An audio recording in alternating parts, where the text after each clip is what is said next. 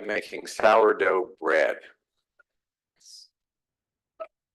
Well, a number of years ago, I was seriously into cooking, sort of a hobby, and I loved trying out new recipes and watching cooking shows on TV. Especially love baking, desserts mostly.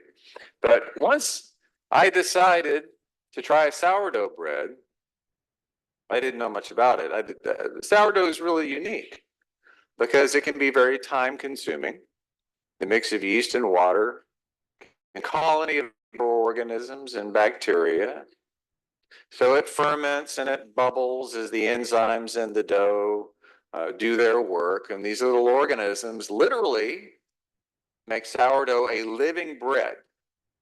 And once you've created a sourdough starter chunk of dough, you can keep it pretty much indefinitely in your refrigerator. Then when you're ready to bake a loaf, you pinch off a piece of that starter, and then you mix in the additional extra ingredients. Meanwhile, your starter is more or less resting, taking a nap, but still very much alive in your refrigerator, just waiting to be called upon again.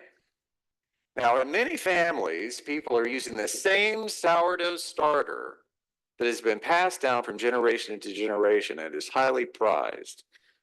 Well, these days, of course, you can get raw ingredients for sourdough starter pretty much anywhere. But back in the day, when I wanted to make sourdough, the cool thing was to track down somebody who would be willing to share a little bit of their starter dough with you. And it just so happened I had a friend whose mother I knew made wonderful sourdough bread. I'd never met his mom, but he would bring this bread to dinner parties, and it was the best sourdough I'd ever tasted. So I asked him if his mom would be willing to share some of her starter with me. He did not sound very optimistic about that because others had made the same request and had been flatly denied. But he called her and he got back with me. It was a definite maybe. First, she had to meet me at her house to size me up, to determine if I was worthy. So an appointment was made, and I was nervous. It was like going in for a job interview. Turns out she was very nice, but before she allowed me to leave her house with any of her sourdough starter, she first needed to tell me the history of it. How the original batch had been made by her great grandmother, believe it or not, and kept in a special container. And over the years, it had been guarded jealously by their family. So she said she wanted to make sure I treated it with all due respect. She regarded that lump of dough as a living thing, which of course it was, since it had all that microbiology going on inside of it. But what she really meant was it was much more than bread. It represented her family. She was sharing part of herself with me. She tore off a generous fist-sized chunk, wrapped it up in wax paper, and handed it to me. And I felt like I was holding on to something timeless and sacred. Now, the bread that's described in our scripture passage today from John's Gospel, well, it wasn't sourdough. We can be pretty sure of that. Most likely a very, very basic barley bread, probably the cheapest, least fancy bread that you can imagine. But in this story, it becomes something else entirely, something sacred and timeless, because it is shared. Now, there are all kinds of ways we can look at the story of Jesus feeding this large crowd with only 5 small loaves and a couple of dried fish.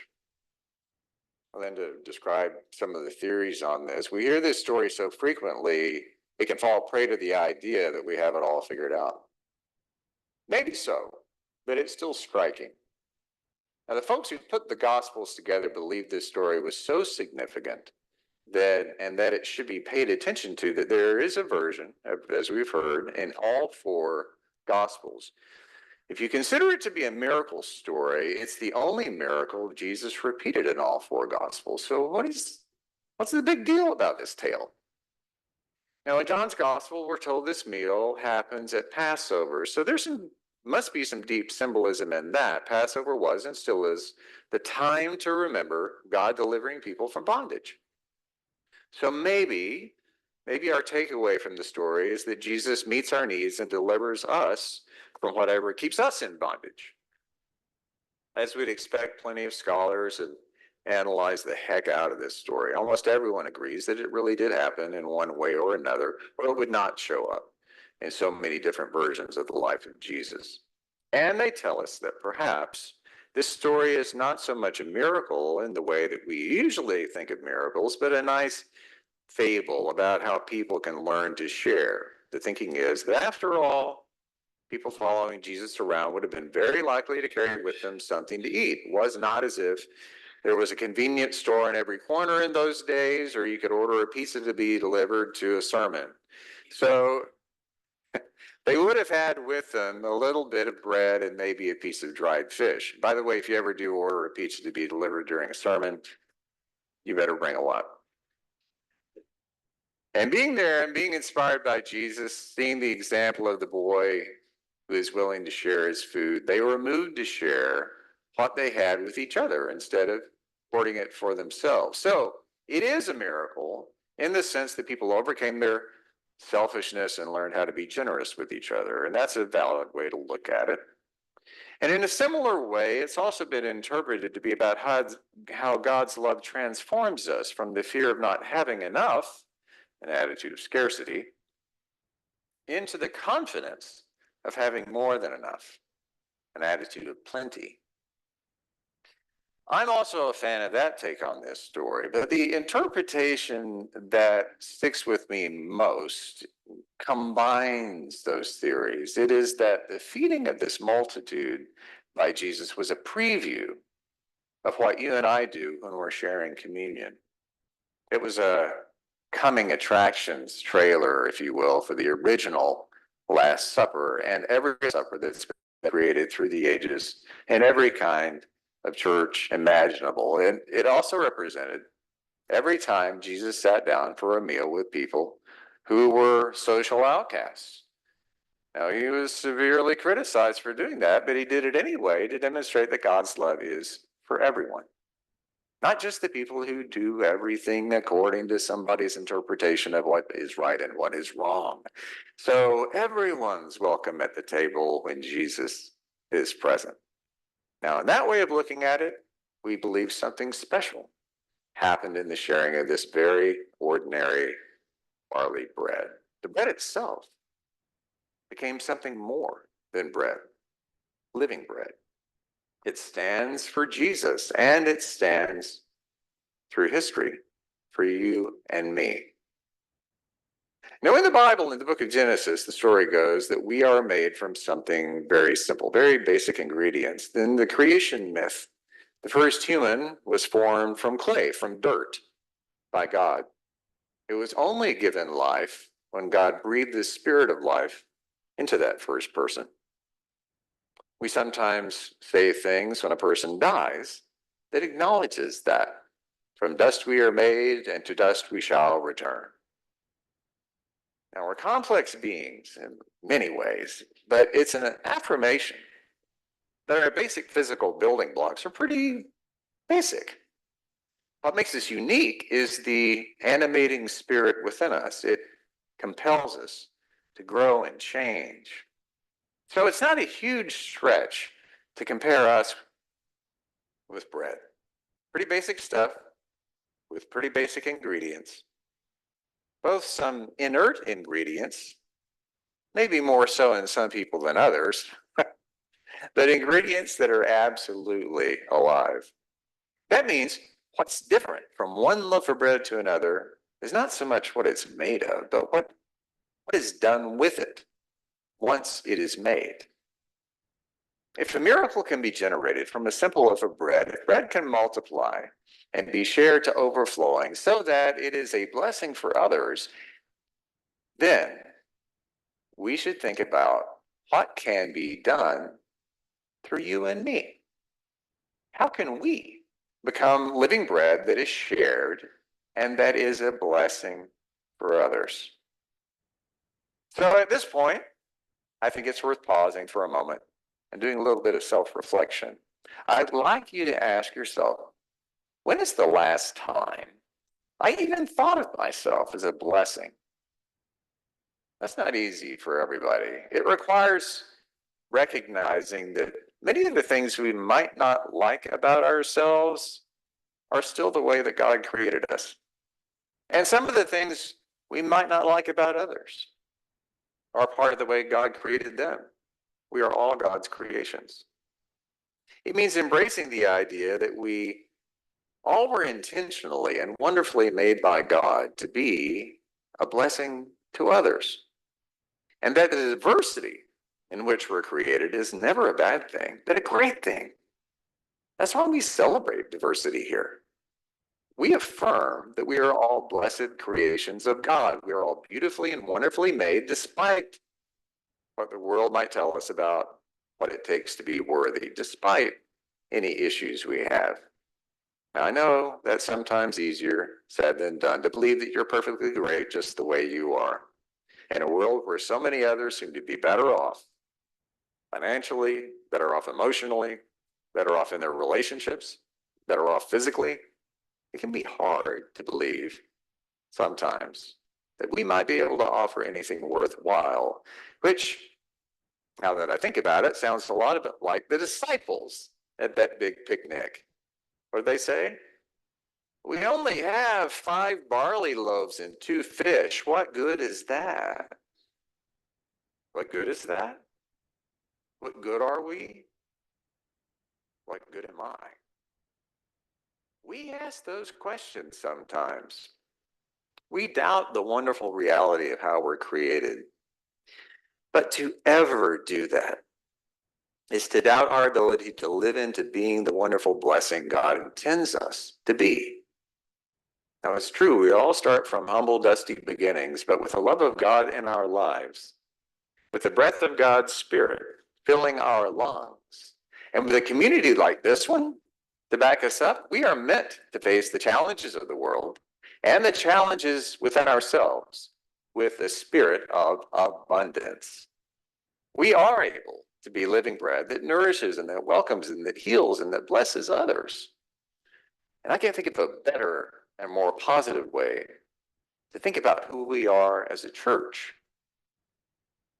Many years ago, when I was first starting out in ministry, I went on a retreat where communion was being served. Now, the elements were all laid out on a big table, and we were invited to come forward, but there was no bread and there was no juice or wine. Instead of bread were goldfish crackers. And instead of juice or wine was fruit punch in little bitty Dixie cups. We all know goldfish crackers, but these were the multicolored variety, where some goldfish are red, some are orange, some are green, some are purple, rainbow goldfish. So my first thought was, this was a long time ago, but my thought was, man, if I tried to serve communion like that in my church, I might get fired on the spot.